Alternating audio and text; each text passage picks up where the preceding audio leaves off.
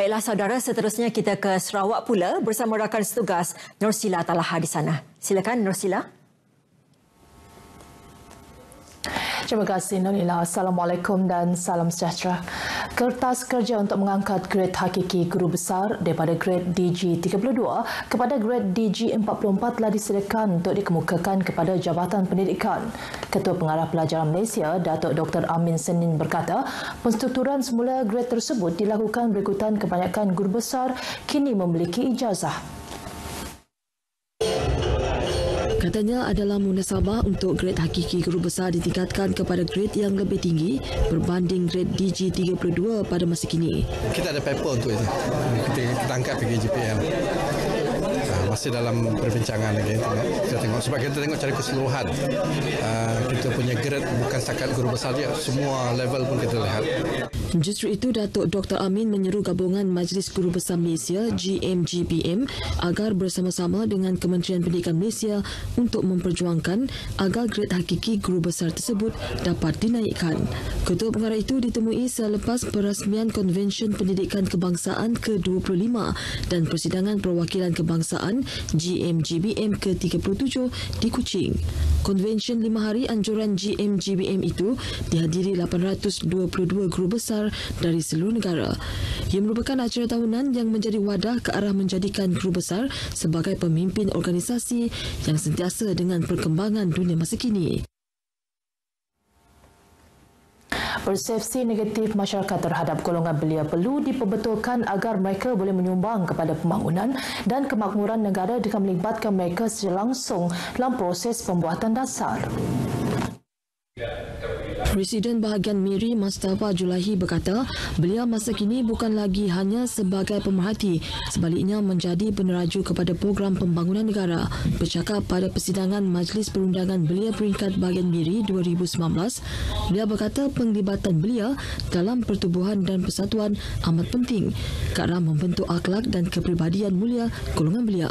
Mustafa Julahi yang juga pengerusi Majlis Persidangan memberitahu kepimpinan Persatuan Belia hendaklah sentiasa peka terhadap perubahan semasa agar setiap program yang dianjurkan selari dengan tuntutan global selain berupaya menarik minat lebih ramai belia untuk turut serta. Menyentuh mengenai Majlis Persidangan Belia, beliau berkata ia merupakan wadah atau mini parlimen untuk pemimpin belia berbincang mengenai isu dan merangka dasar yang melibatkan perkembangan generasi belia di setiap daerah. Pada persidangan itu, 2 kertas kerja dibentangkan iaitu impak kemelesetan ekonomi kepada belia dan pembangunan keusahawanan dan keusahawanan belia serta intervensi gejala sosial belia. Ia dihadiri 65 belia yang mewakili agensi kerajaan dan swasta, persatuan belia serta badan bukan kerajaan. Semua syur yang dibangkitkan pada persidangan itu akan dibawa ke persidangan Majlis Perundingan Belia Peringkat Negeri Sarawak pada penghujung April ini. Kutipan sumbangan daripada ibu bapa bagi tujuan menyokong aktiviti sekolah tidak seharusnya diwajibkan kepada semua warga sekolah kerana ia boleh membebankan sesetengah ibu bapa.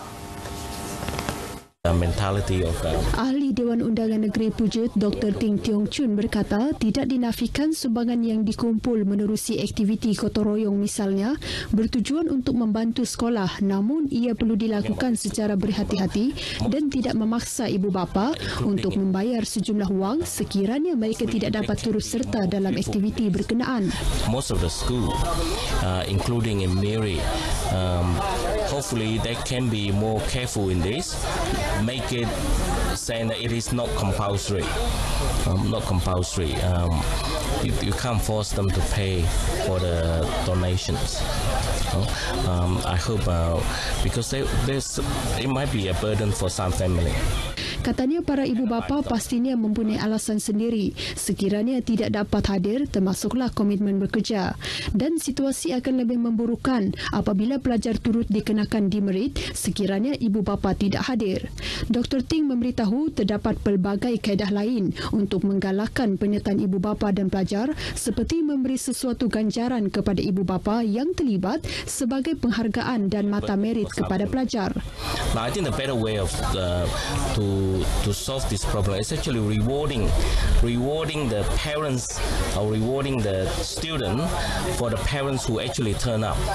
Maybe give them some credit point, merit point or something, rather than penalize for those who doesn't come. I think that is really important. We want to reward people, not penalize people. We need to get rid of this mentality of penalty. Justru beliau berharap pihak sekolah menerusi persatuan ibu bapa dan guru agar lebih prihatin dan berhati-hati berhubung perkara ini bagi mengelak sebarang kesulitan kepada ibu bapa dan pelajar. Beliau berkata demikian kepada pemberita selepas menyerahkan projek tempat letak kereta kepada pihak Sekolah Menengah Kebangsaan Datuk Permaisuri di Miri. Jabatan Agama Islam Sarawak JAIS merekodkan sebanyak 2,200 kes perceraian dalam kalangan umat Islam di seluruh negeri pada tahun 2018. Jumlah tersebut merangkumi 40% dari jumlah keseluruhan perkahwinan yang didaftar, iaitu 6,600 pasangan pada tahun yang sama. Menurut Yang di-Pertua Majlis Islam Sarawak, Datuk Misnu Taha, hasil siasatan oleh pihak jabatan mendapati kebanyakan kes penceraian berlaku disebabkan pengabaian nafkah diikuti berlaku curang. Bercakap kepada pemberita selepas merasmikan multaqa pendaftar dan jurunikah perkahwinan, penceraian dan rujuk orang Islam Negeri Sarawak tahun 2019, beliau berkata pasangan yang bercerai rata-ratanya terdiri dari pasangan yang berumur antara 30 hingga 40 tahun. Lebih 200 peserta dari beberapa bahagian termasuk Kuching, Samarahan dan Limbang hadir pada majlis itu. Setakat ini dahulu berita dari Sarawak untuk N5 petang ini. Untuk berita seterusnya, kita kembali bersama Nolela. Silakan. Baik Norsila, terima kasih.